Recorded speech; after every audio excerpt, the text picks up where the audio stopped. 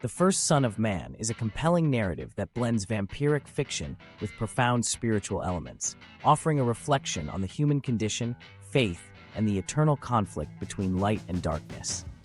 The story centers on Cain, the first son of Adam and Eve, who, after committing the first murder in human history, is marked by God and condemned to an eternal existence as the first vampire. The Curse of Cain. After killing his brother Abel, Cain is cursed by God. Fearing that he would be killed by anyone, he tells the Creator his fate, and then God places the mark upon him, ensuring that no one could kill him.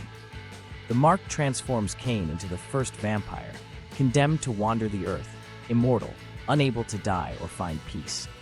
He is forced to live an existence between life and death, feeding on the blood of the living to sustain his dark existence.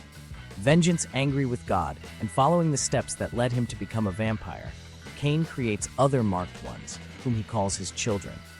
Among millennia of solitude, he also finds some loves. Together, they attempt to take revenge on God by corrupting humanity, the creation that the Father always loved. The book dances through time, alternating between chapters in the distant past and an apocalyptic future, until these stories converge and the reader begins to discover how the future became what it is. The past and the future.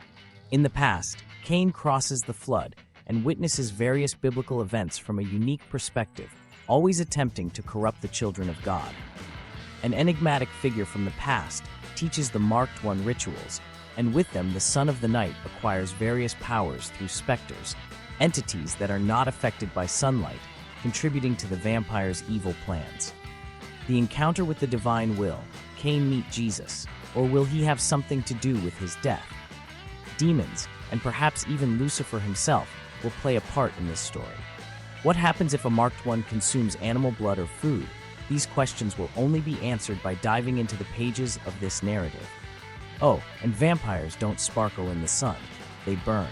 The apocalyptic future.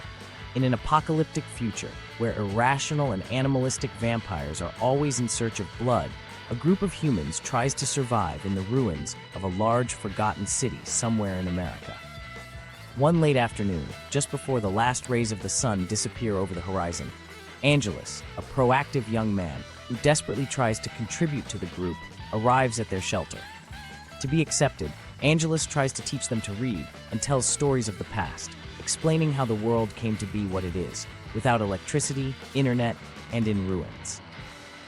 He even has to explain what those things were, a reality that makes little sense to the survivors.